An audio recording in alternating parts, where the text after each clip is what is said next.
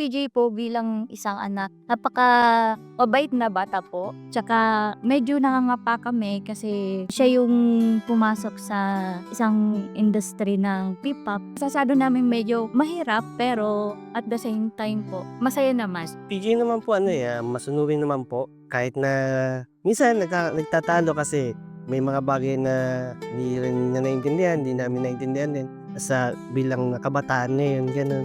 Okay naman, napaka-masunurin naman, fast learner pa. Si Johan po bilang isang anak, he is a very responsible kid. And he knows how to balance yung mga kanyang priorities. Kasi itong batang to, kapag may ginusto siyang isang bagay, he really puts his heart on it. Talagang pinibigay niya yung all niya. So, I am very proud of this kid kasi talaga nakita ko sa kanya yung dedication niya when it comes to his craft. Kaya niya pagsabayin lahat basta gusto niya. Before swimmer siya, na-practice niya na yung responsibility ba? Tapos yung time management. Alam niya na, basta ginusto niya, gagawin niya. Tapos, kung halimbawa yung bagay na itong gagawin niya, talagang hindi niya titigilan. Hanggang hindi niya nakukuha. Ganun siya. Si Nix bilang anak, sobrang wala akong masasabi kasi ginagawa niya lahat ng mga bagay na like bilang isang artista, isang bilang P-pop. Kumbaga, multi po si Nix. Kaya niya po lahat i-manage lahat yung time niya. Bilang isang nanay, sobrang proud. Sa pag-aaral pa niya, nasasabay niya yung oras niya at sobrang thankful kami, syempre, dahil nandyan yung ama para sa mga kids namin para hindi mahirapan sa school. At sobrang thankful dahil hindi sila gahol dun sa time na pinagsasabay-sabay nila yung ginagawa nila as P-pop. Mabait na bata. Sobrang wala akong problema pagdating sa gisingan. Kasi pagdating sa gisingan, sobrang nangunguna siya. Pag nag-alarm, sobrang siya nauuna sa akin. Ang gaan lang ng mga bagay-bagay sa aming dalawa. Towards naman po sa pag-aaral niya, nire-remind namin siya sa mga activities niya sa ACAD niya. Lagi namin tinatanong, ano mo ngayon sa school? Or yung schedule mo sa school mo na ano mo ba, yung mga assignment mo, nagagawa mo ba? Naitutulong namin yung pagre-remind namin sa kanya. Kay PJ naman po, gano'n din po yung ginagawa namin. Palagi namin pinapaalala kay PJ na kahit nasa P-pop siya, hindi niya pwedeng balulain yung pag-aaral niya. Kasi kailangan niya yun. Para kay PJ, maging successful po as an artist, ganyan po. Tapos habang nag-aaral din po siya, yun, mapagsabay po niya ng maayos. 5 years old pa lang po talaga siya. Pinupush na talaga namin kung saan or anong yung gusto niya.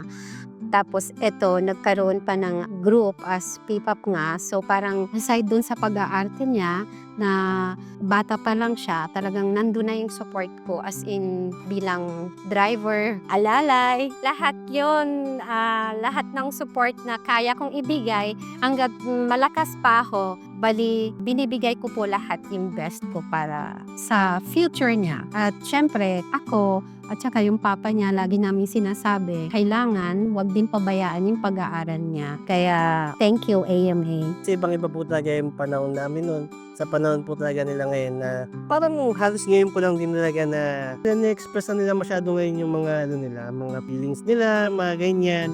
Kailangan naming sabayan yung gusto nila ngayon, ganyan po. Napaka-challenging kasi sabi ko nga, ibang-iba yung ways ng pagpapalaki sa amin noon ng magulang namin sa panahon ngayon. Minsan, parang kailangan naming sumabay. Pero there are a lot of times din kasi talaga na parang we really have to be friends with them as well para mas maintindihan namin sila. For example, ako, naglalaro ako ng ML para lang makasabay ako sa mga hilig nila. Kasi sa kanila, bali, I have 2 sons kasi, tapos ako lang ang babae. Para makasabay ako sa kanila, I have to do also kung ano yung ginagawa nila. Ngayon, ako pa yung nagagalit kapag hindi sila nakikipaglaro sa akin. Kasi naiiwan ako sa rank, o diba? Pero ayan, kailangan talagang intindihin sila. Sabi ko nga, minsan nagkukwentuhan kami mga parents.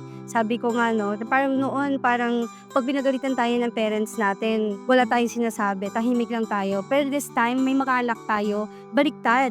Sila na yung kailangan nating pinakikinggan. Sila dapat yung nagsasalita. Dapat na ilalabas nila yung mga gusto nilang sabihin for them na para maramdaman nila yung sinusupport mo sila. Kasi yun yung sobrang laki ng difference. Kasi sabi ko nga masyadong lang social media ngayon talagang sa Sila na yung nag-assist kapag usap padali. or Gabi na. Pagka halimbawa, like hindi ako kasama doon sa set, then mapanood ko sa TV yung ginawa niya, nasyashock ako, oh my gosh, kaya pala niyang gawin yun. So parang mas nagugulat ako na mas nagagawa niya ng maayos na hindi ako nakatingin. Kasi parang nako-conscious na siya ngayon na nandun ako sa set. Kaya napapanood ako, napapaiyak ako sa ginawa niya, napaproud ako, na-shock ako kasi oh my gosh, si Migs pala yun. Parang Hindi mo tinuruan parte yan actually sa akin galing talaga yun. Kay PJ. Sa group kasi, sila ni Pian yung pinakabata. Tapos, isa din ako sa pinakabatang parents. Kami po, ganyan. Di namin katulad nila Mami J na parang nasasabi namin kung anong gusto namin sabihin, ganyan. Pero, para sa kanya lagi yung mga sinasabi namin. kay Johan po.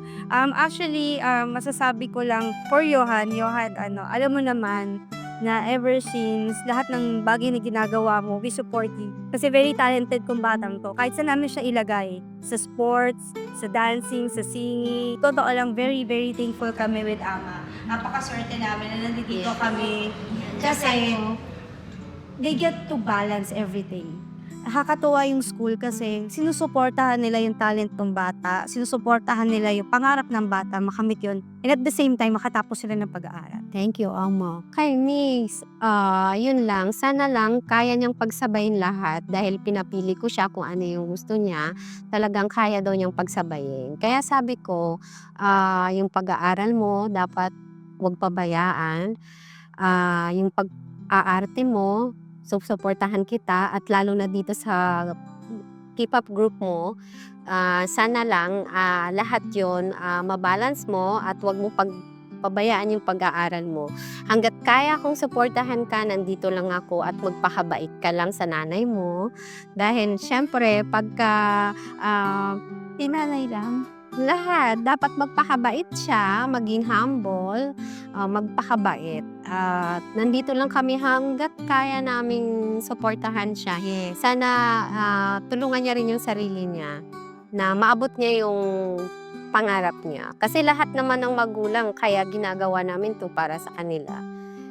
So, thank you talaga dahil malaking pasalamat dahil ang laking tulong ng school dito sa mga anak namin sa career na pinili nila. So, thank you so much talaga sa AMA. Ayun po, papasalamat po sa ama po kasi po, yan nga po, nabibigay nga po yung edukasyon na ayot po sa kanila.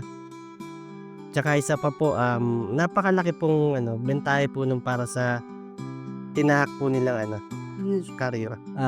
Dito lang kami magulang niya na lagi nakasuporta. Na tandaan niya na lahat ng ginagawa namin para sa kanya ay para sa ikabubuti niya. Tapos tuloy niya lang yung pangarap niya. Tuloy niya lang. Mangarap siya. Makakarating siya sa gusto niyang paroonan. At sa kanyang studies niya sa ACAD, nung muna sabi niya, buti na lang napunta kami sa AMA, sabi niya na. O sabi niya, okay dyan sabi niya, galing din ako dyan sa AMA, sabi ko, dyan ako nag-engineering, sabi ko sa kanya. Pero ayan nga, una sa lahat, gusto ko sabihin sa parents ko na very thankful po talaga ako na sinusuportahan po nila yung yung gusto ko pong gawin. Kasi not all parents na hindi nila kaya isuportahan yung mga anak niya na gano'n. Kasi meron din ako mga kaibigan na naiingit sila sa akin kasi grabe daw yung support ng parents. Like, very thankful talaga ako na na-exist yung na. Pero very thankful po talaga ako sa parents ko na ayun, nandito sila sa akin. Kaya mapapaisip ko na lang kung balang araw pag wala na yung parents ko, yun kung nangyayari sana kayo ako. Kasi isa sa mga pangarap ko din na kahit pong tanda ako, nandito pa rin sila sa akin. mapromise ko pa rin na lahat ng mga pinaghirapan nila hindi magiging sayang yan.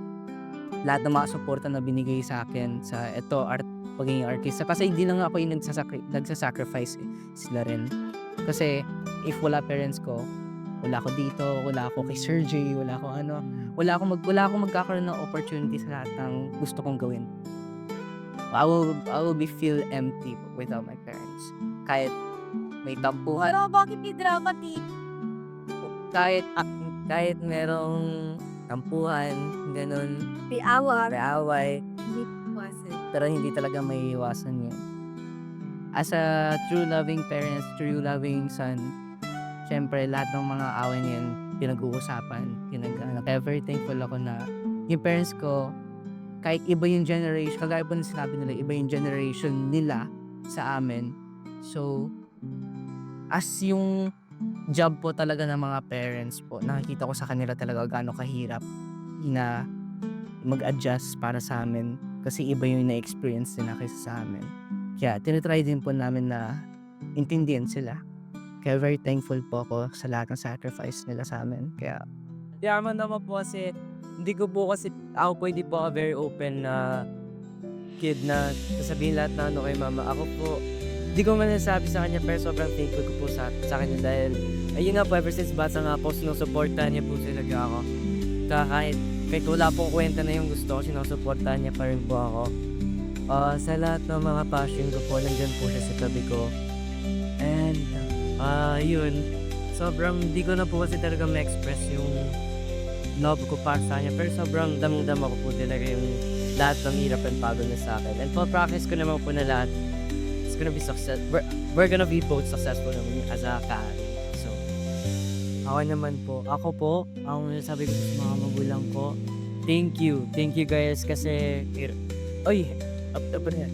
Thank you guys kasi dito kayo. Thank you kasi kahit minsan mayroon pa akong intindihin, iniintindihin niyo pa rin ako. Thank you dahil sinusuportahan niyo ako. Grabe po talaga yung suporta nila sa akin. Dati, hindi po nila kayang iwanan ako mag-isa sa mga workshop, sa mga training. Iniiwan nila. Ayun, thank you kasi kahit minsan nakukulitan na kayo sa akin. Thank you. Yun, kahit minsan nakukulitan kayo sa akin, parang naiintindihan niyo pa rin. Thank you kasi hindi kayo sawang suportahan ako. At mahal na mahal ko kayo guys. Alam kong hindi ko masyado napapakita sa inyo na mahal ko kayo pero mahal na mahal ko kayo.